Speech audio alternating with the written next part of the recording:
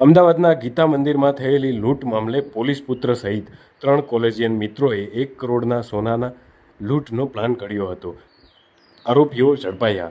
અમદાવાદના કાગડાપીઠ વિસ્તારમાં આવેલ ગીતા મંદિર નજીક શનિવારની રોજ થયેલી 1 કિલો સોનાના દાગીનાની લૂંટના બનાવ બનતા પોલીસ દોડતી થઈ હતી. પોલીસ તપાસમાં ઘટસ્ફોટ થયો કે લૂંટની જાહેરાત કરનાર ફરિયાદી જ આરોપી નીકળ્યો છે.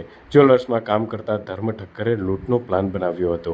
અમદાવાદમાં થયેલી સોનાની લૂંટનો ભેદ ઉકેલાઈ ગયો. પોલીસે સીસીટીવી અને અન્ય મુદ્દાઓને આધારે સમગ્ર કેસનો ભેદ ઉકેલી 3 આરોપીઓની ધરપકડ કરી છે. જોકે આ કેસમાં ફરિયાદી જ આરોપી નીકળતા પોલીસ પણ ચોંકી ઉઠી હતી.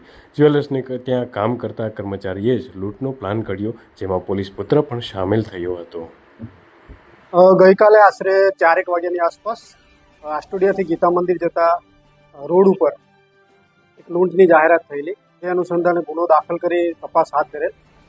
જે બાબતે સીસીટીવી ફૂટેજ અમારી કાગડાપીઠ પોલીસ સ્ટેશનની ટીમ અને LCB ઝોન 6 સાહેબની ટીમ સાથે મળી અને આ ગુનાની તપાસમાં સીસીટીવી ફૂટેજ તપાસ કરતા એક શંકાસ્પદ એક્ટિવાનો નંબર મળી આવેલો, જેના આધારે તપાસ કરતા જે એક્ટિવા ચાલક હતો એ મળી આવેલા અને વધુ પૂછપરછ કરતા આ કામે જાહેરાત કરનાર જે ભોગ બનનાર હતો એ પણ આ સાથે મળેલો અને બધા ભેગા મળીને આ કાવતરું રચેલું અને લૂંટ કરેલી એ કબૂલાત કરેલી, જેના આધારે 3 આરોપીઓની હાલ એરેસ્ટ કરી વધુ તપાસ હાથ ધરવામાં આવેલ છે.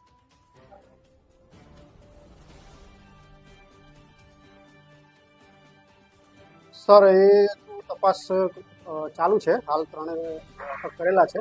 જેમાં પહેલો તો જે જાહેરાત આપનાર હતો ભોગ બનનાર એ પોતે, જેનું નામ ધર્મ ઠક્કર છે. બીજા 2 છે એમાં કેશવ ત્રિપાઠી અને હર્ષ ચંદેલ. એ 3 આરોપીને એરેસ્ટ કરી તપાસ હાથ ધરેલ છે અને આ ગુનાના કામે જે લૂંટમાં ગયેલ મુદ્દામાલ હતો એ રિકવર કરેલ છે.